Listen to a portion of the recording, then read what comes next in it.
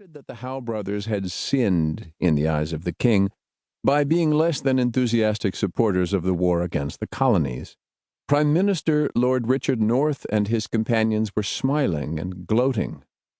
To Fitzroy it was unseemly. A man was about to die. Even a criminal or a traitor was entitled to die with a modicum of dignity. North had not been a strong supporter of the war, but he had supported his king, and now the moment of triumph was at hand. After today, North had made it known that the chaotic and violent situation in France would become his primary focus. Even Lord George Germain, the Viscount Sackville, had risen from his sickbed to see this day of harsh justice. It was widely understood that Germain wouldn't have too many more days on this earth. His replacement in control of North America, Lord Stormont, stood by impassively. The Tower of London had always been one of Fitzroy's favorite places, but not this day. It was both a medieval fortress and a complex group of buildings covering a fairly large area of ground. The actual tower, a surprisingly elegant white stone keep, had originally been built by William the Conqueror to control the Saxons. It was alleged by historians that the overall site also held Roman fortifications. Numerous other buildings, walls, and battlements had been added to the original tower. The entire complex was both a symbol of strength and a strategic point on the Thames. All of these made it a marvelous prison for those guilty of crimes against the crown, although it was rarely used as such in these times. "When will this damned circus start?" snarled Edmund Burke, a man who had spoken out against the war in the Americas. Was he being punished too? Fitzroy thought it likely.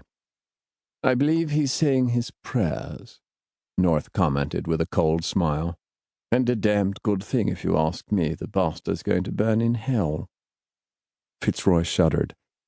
Men should die in bed, surrounded by loved ones, or in battle proving their courage. They should not be executed by their fellow men in a brutal and cold-blooded ritual. At least this death would occur in relative privacy.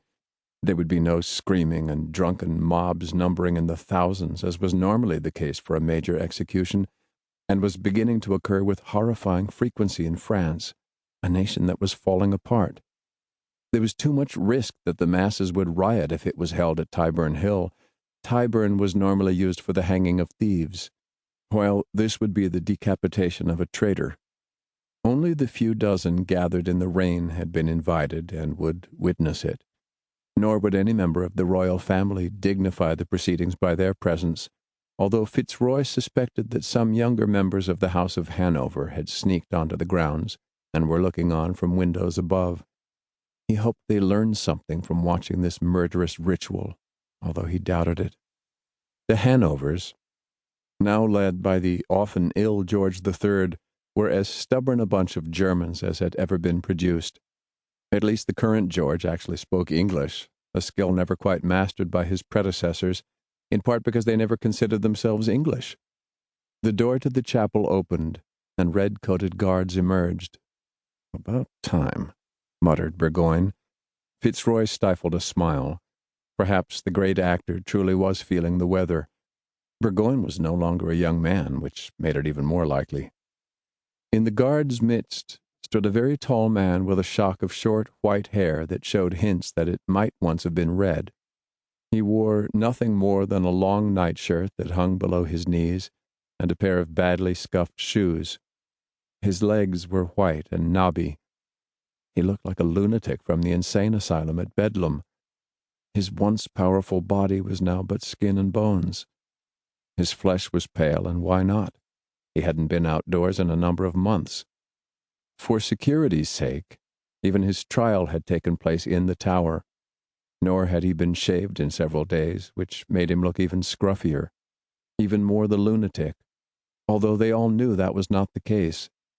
The prisoner blinked and looked around at those assembled. He started to smile and quickly closed his mouth.